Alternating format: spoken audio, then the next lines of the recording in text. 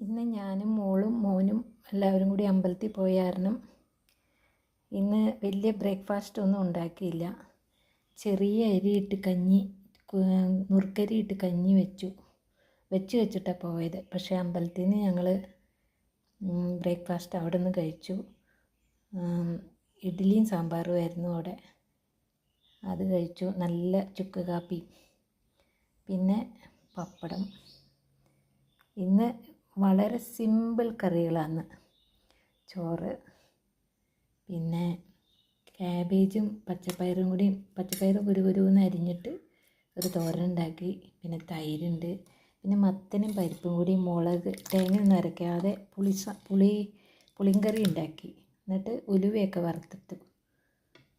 പിന്നെ നമ്മുടെ ഇന്നലത്തെ മീൻകറി ഉണ്ട്. അപ്പം ഇന്ന്